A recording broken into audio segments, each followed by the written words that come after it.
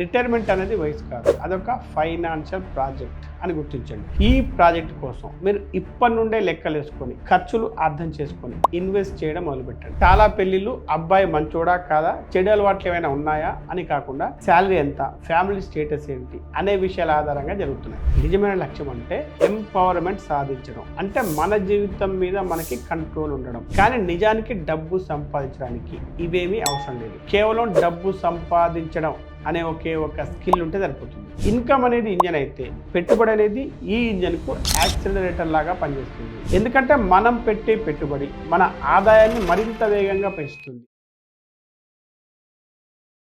ఒక్కసారి ఆలోచించండి, మీరు రోజు కష్టపడి పని చేస్తున్నారు, జీతం వస్తుంది, కానీ నెల చివరికి అదే సిచ్యువేషన్. డబ్బు ఎక్కడికి పోతుందో తెలియడం లేదు. ఫ్యూచర్ గురించి ప్లాన్ చేద్దామంటే ఎక్కడ స్టార్ట్ చేయాలో అర్థం కావడం లేదు. ఇదేదో మీ స్టోరీలాగా అనిపిస్తుందా? అయితే ఈ వీడియో మీకోసమే. ఈ రోజు మనం మాట్లాడబోయేది సింపుల్ గా డబ్బు సంపాదించడం గురించి కాదు, దాన్ని స్మార్ట్ గా మేనేజ్ చేసి నిజమైన ఫైనాన్షియల్ ఫ్రీడమ్ సాధించడం గురించి. డబ్బు చేదు నిజాలు సిరీస్ లో ఇది 12వ వీడియో. ఈ వీడియోకి కూడా మీరు కనీసం 5,000 లైక్స్ ఇలాంటి మరిన్ని వీడియోలు చేయడానికి మాకు ఉత్సాహంగా ఉంటుంది. ఇప్పుడు అసలు వీడియోలోకి వెళ్దాం. Number 1, making money is a skill. సాధారణంగా చాలా మంది అనుకుంటారు డబ్బు సంపాదించడానికి అదృష్టం ఉండాలి, లేదా హై పేయింగ్ జాబ్ ఉండాలి, లేదు అంటే సక్సెస్ఫుల్ బిజినెస్ అయినా ఉండాలి అని అనుకుంటూ ఉంటారు. కానీ నిజానికి డబ్బు సంపాదించడానికి ఇవేమీ అవసరం లేదు. కేవలం డబ్బు సంపాదించడం అనే ఒకే ఒక స్కిల్ ఉంటే సరిపోతుంది. ఈ ఒక్క స్కిల్ ఉంటే హై పేయింగ్ జాబ్ అయినా, సక్సెస్ఫుల్ బిజినెస్ అయినా, అదృష్టమైనా అన్ని వాటంతటవే వస్తాయి. అయితే మనీ మేకింగ్ స్కిల్ నేర్చుకోవడానికి పెద్ద పెద్ద కోర్సులు చేయాల్సిన అవసరం లేదు. క్రికెట్ ఆడడం ఎలా నేర్చుకున్నామో, సైకిల్ తొక్కడం ఎలా నేర్చుకున్నామో, డబ్బు సంపాదించే విధానాన్ని కూడా అదే విధంగా ప్రాక్టీస్ చేస్తూ నేర్చుకోవాలి. స్కిల్ అంటే ఒక పనిని మళ్ళీ మళ్ళీ చేయడం వల్ల వచ్చే ఒక సామర్థ్యం అని చెప్పవచ్చు. ఇది మొదట్లో చాలా కష్టంగా ఉంటుంది, కానీ నేర్చుకునే కొద్దీ తేలిగ్గా అవుతుంది. కాబట్టి మనీ మేకింగ్ స్కిల్ నేర్చుకోవడానికి డబ్బు విషయంలో సరైన నాలెడ్జ్ ని, సరైన హ్యాబిట్స్ ని, పాజిటివ్ మైండ్ సెట్ ను అలవర్చుకోవాలి. మీరు చేసే పని ఏదైనా, అంటే బిజినెస్ అయినా, జాబ్ అయినా, ఫ్రీలాన్సింగ్ అయినా, ఏదైనా సరే ఇతరులకి ఏదో ఒక బెనిఫిట్ ని కలిగించాలి. ప్రాబ్లమ్స్ ని సాల్వ్ చేయడం నేర్చుకోవాలి. ఎందుకంటే ప్రాబ్లమ్స్ సాల్వ్ చేయడం ద్వారా మాత్రమే డబ్బు సంపాదించడమే బిజినెస్ లో ఉండే ఏకైక రహస్యం. అలాగే ఒక్క సోర్స్ మీద డిపెండ్ అవ్వకుండా 2-3 మార్గాల్లో ఇన్కమ్ తెచ్చుకోవడానికి ప్లాన్ చేసుకోవాలి. అలాగే డబ్బు రాత్రికి రాత్రి రాదు, కాబట్టి లాంగ్ టర్మ్ మీద ఫోకస్ చేయాలి. ఈ విధంగా చేసినప్పుడే మెరుగైన ఫైనాన్షియల్ లైఫ్ ని బిల్డ్ చేసుకోవడానికి వీలవుతుంది. ధనవంతులాగా డబ్బు కోసం కష్టపడకుండా డబ్బునే మీకోసం కష్టపడేలా చేసుకునే అవకాశం దొరుకుతుంది. ఇక number 2, money versus genuine freedom. సాధారణంగా చాలా మంది పూర్ మైండ్ సెట్ ఉన్నవారు డబ్బు ఉంటే స్వేచ్ఛ వస్తుంది, ఆనందం వస్తుంది, క్లారిటీ వస్తుందని అనుకుంటూ ఉంటారు. కానీ వాస్తవంగా చూస్తే చాలా తక్కువ సందర్భాల్లో మాత్రమే డబ్బు మనకు నిజమైన స్వేచ్ఛని, నిజమైన ఆనందాన్ని ఇస్తుంది. అయినప్పటికీ డబ్బు మన జీవితంలోని పెద్ద పెద్ద నిర్ణయాలు తీసుకునే సమయంలో మాత్రం చాలా ముఖ్యమైన ఎలిమెంట్ గా మారిపోతుంది. ఉదాహరణకు హైదరాబాద్ లో అజయ్ అనే ఒక వ్యక్తి ఉన్నాడు. అయితే అతనికి చదువు పూర్తవగానే 2 ఉద్యోగ అవకాశాలు వచ్చాయి. ఒకటి అతనికి ఇష్టమైన ఫీల్డ్ లో కానీ తక్కువ శాలరీ, మరొకటి అతనికి అంతగా ఇష్టం లేని పని కానీ ఎక్కువ శాలరీ. అయితే అతను చివరికి శాలరీ ఎక్కువ ఉన్నది సేఫ్ అని ఫీల్ అయ్యి 2వ ఉద్యోగాన్ని ఎంచుకున్నాడు. కానీ కొంతకాలం తర్వాత అతనికి తన ఉద్యోగం మీద ఆసక్తి తగ్గిపోయింది. దీనివల్ల అతడు బయటికి సక్సెస్ఫుల్ గా కనిపించినా కూడా ఉద్యోగ విషయంలో మాత్రం ఒత్తిడితో బ్రతకాల్సి వచ్చింది. అంటే ఇక్కడ డబ్బు అజయ్ కి స్వేచ్ఛను ఇవ్వలేదు,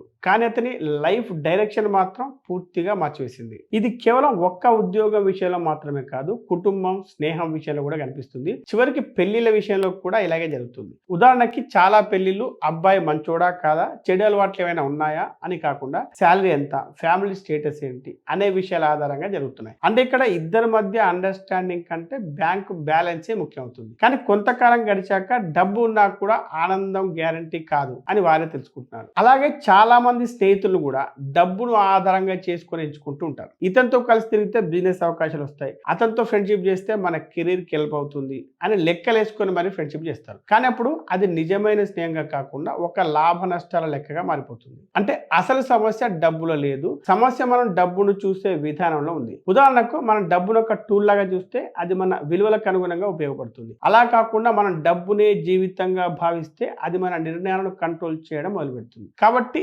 నిజమైన స్వేచ్ఛ అంటే మనకు ఇష్టమైన పని చేయగలగడం, మన విలువలకు సరిపోయే వ్యక్తులతో జీవించడం, మనకు ప్రశాంతత ఇచ్చే నిర్ణయాలు తీసుకోవడం అని గుర్తుపెట్టుకోండి. డబ్బును కేవలం ఒక టూల్ గా మాత్రమే చూడండి. Number 3, super rich versus financial freedom. చాలా మంది డబ్బు విషయంలో లక్ష్యం అంటే కోటీశ్వరుడు అవ్వడం, లగ్జరీ కార్లు, పెద్ద ఇల్లు, సోషల్ మీడియాలో కనిపించే లైఫ్ అనుకుంటారు. కానీ నిజమైన లక్ష్యం అది కాదు.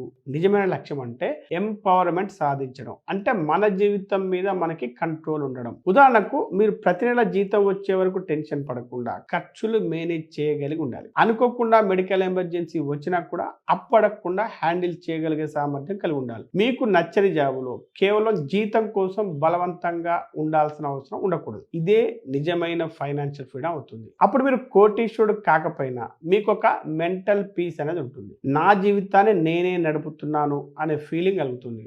సూపర్ రిచ్ అవ్వడం అనేదాన్ని ఒక నెంబర్ గేమ్ అనుకుంటే, ఫైనాన్షియల్ ఫ్రీడమ్ సాధించడం అనేదాన్ని ఒక ఫీలింగ్ గేమ్ అని చెప్పొచ్చు. ఉదాహరణకు ఒక మధ్యతరగతి కుటుంబాన్ని తీసుకుందాం. వారికి చిన్న ఇల్లు ఉంది, కొంచెం సేవింగ్స్ ఉన్నాయి, హెల్త్ ఇన్సూరెన్స్ ఉంది, టర్మ్ ఇన్సూరెన్స్ ఉంది, పిల్లల ఎడ్యుకేషన్ కోసం ఒక ప్లాన్ ఉంది, రిటైర్మెంట్ కోసం ఎస్ఐపి నడుస్తూ ఉంది. దీనివల్ల వారు బిలియనీర్స్ కాకపోయినా కానీ వాళ్ళకు రేపటి మీద భయం తక్కువగా ఉంటుంది. దీన్నే జీవితం మీద నిజమైన కంట్రోల్ సాధించడం అంటారు. అంతేకాకుండా డబ్బు మనకి ఇచ్చేది కేవలం ఖర్చు చేసే పవర్ ని మాత్రమే కాదు, అది మనకి ఎంపిక చేసుకునే స్వేచ్ఛను కూడా ఇస్తుంది. అంటే ఎక్కడ పని చేయాలి, ఎప్పుడు బ్రేక్ తీసుకోవాలి, ఎవరికి సహాయం చేయాలి, ఇలాంటివన్నీ నిర్ణయించగలిగే అవకాశాన్ని కల్పిస్తుంది. అందుకే జీవితాన్ని గెలవడం అంటే ప్రపంచంలోనే అత్యంత ధనవంతులు అవడం కాదు, మన అవసరాలు, మన బాధ్యతలు, మన కలలు ఇవన్నీ మన చేతుల్లో ఉన్నాయనే నమ్మకం రావడం అని గుర్తుపెట్టుకోండి. ఆ ఫీలింగ్ వచ్చిన రోజు నుంచే మనం సూపర్ రిచ్ అయినట్టు. Number 4, 18 to 35 rule or retirement rule.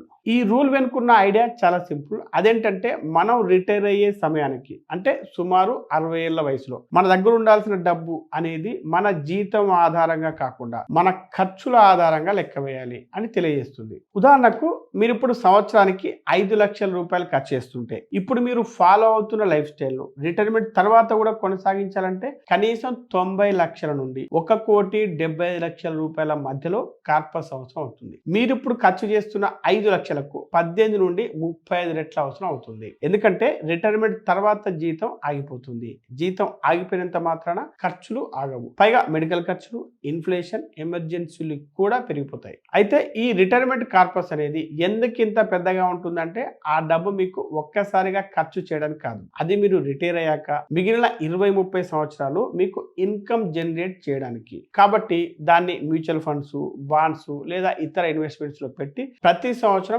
కొంత మాత్రమే తీసుకుంటూ జీవించాలి. అప్పుడే మీ ప్రిన్సిపల్ అమౌంట్ అనేది త్వరగా ఖాళీ కాకుండా ఉంటుంది. చాలా మంది రిటైర్మెంట్ అయ్యాక ఇల్లుంటే సరిపోతుంది, ప్లాట్లు ఉంటే సరిపోతాయి, ఎకరాల కొద్ది పొలం ఉంటే సరిపోతుంది అని అనుకుంటారు. కానీ క్యాష్ ఫ్లో లేకపోతే ఇవి మీ ఖర్చులకు డబ్బు ఇవ్వవు, మెడికల్ బిల్లులు కవర్ చేయవు. అందుకే ఈ రూల్ మనకు ముందుగానే ఒక రియాలిటీని గుర్తు చేస్తుంది. అంతేకాకుండా ఈ రిటైర్మెంట్ కార్పస్ మన ప్రస్తుత ఖర్చుల మీద ఆధారపడి ఉంటుంది. అంటే మన ప్రస్తుత ఖర్చులు ఎంత ఎక్కువగా ఉంటే మన రిటైర్మెంట్ టార్గెట్ అంత పెద్దదిగా మారుతుంది. ఇది మిమ్మల్ని భయపెట్టడానికి కాదు, ఇప్పటి నుండే ప్లాన్ చేసుకోమని హెచ్చరించడానికి. ఇక కంపౌండింగ్ టైం తో పాటు పనిచేస్తుంది కాబట్టి 25 లేదా 30 ఏళ్ల వయసులో చిన్న ఎస్ఐపి మొదలుపెట్టిన వ్యక్తి 45 ఏళ్లకు స్టార్ట్ చేసిన వ్యక్తి కంటే చాలా తక్కువ ఒత్తిడితో ఈ టార్గెట్ చేరుకుంటాడు. కాబట్టి ఈ ప్రాజెక్ట్ కోసం మీరు ఇప్పటి నుండే లెక్కలు వేసుకొని ఖర్చులు అర్థం చేసుకొని ఇన్వెస్ట్ చేయడం మొదలుపెట్టండి. ఇలా చేస్తే 60 ఏళ్ల తర్వాత పని చేయాలా వద్దా అనేది మీ చాయిస్ అవుతుంది, బలవంతం అవ్వదు. Number 5, yoga versus diversification. Diversification అనేది పెట్టుబడుల విషయంలో అనుసరించే ఒక ముఖ్యమైన స్ట్రాటజీ. ఎందుకంటే అదొక స్టాక్ కానీ ఆస్తి కానీ పూర్తిగా కుప్పగూలిపోయినప్పుడు ఏర్పడే నష్టాన్ని తగ్గిస్తుంది. అంటే మీ మొత్తం సంపదను ఒకే స్టాక్లో లేదా ఒకే రంగంలో పెట్టుబడి పెట్టకుండా రకరకాల స్టాక్లు, బాండ్లు, మ్యూచువల్ ఫండ్లు లేదా రియల్ ఎస్టేట్ లాంటి రకరకాల ఆస్తుల్లోకి విస్తరిస్తుంది. దీనివల్ల రిస్క్ అనేది పూర్తిగా తగ్గిపోతుంది. ఒకటి నష్టపోయినా మిగిలినవి లాభాలు తెచ్చి మొత్తం పోర్ట్ఫోలియోను సురక్షితంగా ఉంచుతాయి. ఉదాహరణకు మీరు మీ మొత్తం డబ్బును ఒకే టెక్ కంపెనీ స్టాక్ లో పెట్టుబడి పెట్టారనుకోండి. అయితే ఆ కంపెనీ మార్కెట్ క్రాష్ వల్ల కానీ లేదా ఊహించని సమస్యల వల్ల కానీ కుప్పకూలితే అప్పుడు మీ సంపద మొత్తం భారీ నష్టానికి గురవుతుంది. అలా కాకుండా మీ సంపదను డైవర్సిఫై చేసి టెక్, హెల్త్ కేర్, ఎనర్జీ ఇలా ఒకదానికొకటి సంబంధం లేని సెక్టార్లో పెట్టారనుకోండి. అప్పుడు ఒక సెక్టార్ పడిపోయినా మిగిలినవి పెరిగి ఆ నష్టాన్ని తగ్గిస్తాయి. ఇది అన్ని గుడ్లను ఒకే బుట్టలో పెట్టకూడదు అనే సామెతకు సరిగ్గా సరిపోతుంది. అందుకే ఈ డైవర్సిఫికేషన్ ని యోగాతో పోలుస్తూ ఉంటారు. ఎందుకంటే యోగా ఎలాగైతే మన శరీరాన్ని, మన ఆరోగ్యాన్ని, మన మనసును బ్యాలెన్స్ గా ఉంచుతుందో అదే విధంగా డైవర్సిఫికేషన్ కూడా బూమ్ టైంలో ఆకాశాన్ని తాకే లాభాలు ఇవ్వకపోయినా క్రాష్ టైంలో మాత్రం నేల మీద పడిపోకుండా మన పోర్ట్ఫోలియోని బ్యాలెన్స్ గా ఉంచుతుంది. ఎందుకంటే మార్కెట్లో ఏర్పడే పరిస్థితులకు ఒక్కొక్క సెక్టార్ ఒక్కొక్క రకంగా స్పందిస్తుంది. ఉదాహరణకు మార్కెట్ క్రాష్ సమయంలో స్టాకులు పడిపోతే బాండ్లు లేదా గోల్డ్లు పైకి లేచి మొత్తం పోర్ట్ఫోలియోను స్థిరంగా ఉంచుతాయి. ఈ విధంగా డైవర్సిఫికేషన్ అనేది లాంగ్ టర్మ్ ఇన్వెస్టర్లకు చక్కగా ఉపయోగపడుతుంది. అంతేకాకుండా మార్కెట్ అనేది అనూహ్యమైనది. ఏ స్టాక్ ఎప్పుడు ఇంప్లోడ్ అవుతుందో ఎవ్వరికీ తెలియదు. స్టాక్ ప్రైస్ ఒక్కసారిగా పడిపోవడాన్ని ఇంప్లోడ్ అంటారు. కాబట్టి డైవర్సిఫికేషన్ ద్వారా ఆ రిస్క్ ను డైవర్సిఫై చేసి మొత్తం రిటర్న్స్ ను స్థిరంగా ఉంచుతుంది. Number 6, income is the engine, investing is the accelerator. ఆదాయం అనేది మన ఫైనాన్షియల్ జీవితానికి ఇంజన్ లాగా పనిచేస్తుంది. ఎందుకంటే ఆదాయం అనేది మన రోజువారీ అవసరాలను తీర్చుకోవడానికి, జీవితాన్ని సాఫీగా కొనసాగించడానికి అవసరమైన శక్తిని అందిస్తుంది. మనం ఉద్యోగం చేసి సంపాదించే జీతం, వ్యాపారం నుంచి వచ్చే లాభాలు లేదా ఇతర మార్గాల ద్వారా వచ్చే డబ్బు ఈ ఇంజన్ నడిపిస్తుంటాయి. ఇవి లేకుండా మన జీవితం అనే బండి ముందుకు కదలదు. అంటే బిల్లులు చెల్లించడం, ఆహారం, విద్య, ఆరోగ్యం ఇలాంటి ప్రాథమిక అవసరాలు తీర్చుకోవడం కూడా సాధ్యం కాదు. ఇక పొదుపు చేయడం లేదా ముందుకు సాగడం అనేవి అసాధ్యం అని చెప్పొచ్చు. అయితే ఇన్కమ్ అనేది ఇంజన్ అయితే పెట్టుబడి అనేది ఈ ఇంజన్ కు యాక్సిలరేటర్ లాగా పనిచేస్తుంది. ఎందుకంటే మనం పెట్టే పెట్టుబడి మన ఆదాయాన్ని మరింత వేగంగా పెంచుతుంది. అంటే మనం సంపాదించిన డబ్బును బ్యాంక్ డిపాజిట్లు, షేర్లు, మ్యూచువల్ ఫండ్లు లేదా రియల్ ఎస్టేట్ లాంటి పెట్టుబడి మార్గాల్లో పెట్టడం ద్వారా వడ్డీలు, లాభాలు, డివిడెండ్ లాంటివి సంపాదించి మన సంపదను రెట్టింపు చేస్తాయి. కాబట్టి మన ఆదాయం, మన పెట్టుబడులు రెండు కలిస్తేనే మన లక్ష్యాలను సులభంగా సాధించడానికి వీలవుతుంది. అంటే మంచి ఆదాయం లేకుండా పెట్టుబడి చేయడం సాధ్యం కాదు. అలాగే పెట్టుబడి లేకుండా ఆదాయం మాత్రమే ఉంటే వెల్త్ క్రియేషన్ అనేది నెమ్మదిగా ఉంటుంది. కాబట్టి ముందు ఆదాయాన్ని పెంచుకోవడంతో పాటు పెట్టుబడుల్లో వేగాన్ని కూడా పెంచుకోవాలి. ఇలా చేస్తే లాంగ్ టర్మ్ లో ఆర్థిక స్వాతంత్రాన్ని సంపాదించవచ్చు. దీనివల్ల రిటైర్మెంట్, పిల్లల చదువు, ఇల్లు కొనడం ఇలాంటి లక్ష్యాలను సులభంగా సాధించే అవకాశం దొరుకుతుంది. కాబట్టి ఆదాయం, పెట్టుబడి రెండింటి కలయిక మన జీవితాన్ని మరింత సురక్షితంగా, సమృద్ధిగా మారుస్తుంది అని గుర్తుపెట్టుకోండి. Number 7, power of equity and real estate. మనం సంపాదించే డబ్బు నిజంగా పెరిగిందా లేదా అనే విషయాన్ని చాలా మంది కేవలం బ్యాంక్ బ్యాలెన్స్ చూసి చెప్పేస్తుంటారు. అయితే నిజానికి మన డబ్బు నిజంగా పెరిగిందా లేదా అనే విషయం బ్యాంక్ బ్యాలెన్స్ వల్ల తెలుసుకోలేము. ఆ విషయం ట్యాక్స్ తీసేసిన తర్వాత, ఇన్ఫ్లేషన్ తీసేసిన తర్వాత మన కొనుగోలు శక్తి అంటే పర్చేసింగ్ పవర్ ఎంత ఉంది అనే విషయం మీద ఆధారపడి ఉంటుంది. ఉదాహరణకు మీరు బ్యాంక్ ఎఫ్డీలో 6% రిటర్న్ సంపాదించారు అనుకోండి. ట్యాక్స్ తీసేసిన తర్వాత అది 4% అవుతుంది. ఇక ఇన్ఫ్లేషన్ 6 to 7% వరకు ఉంటుంది. అంటే ఎఫ్డీలో మిగిలిన 4% కంటే ఇన్ఫ్లేషన్ ఎక్కువగా ఉన్నట్లు లెక్క. అంటే మీ డబ్బు విలువ నిజానికి పెరగలేదు, సైలెంట్ గా తగ్గింది.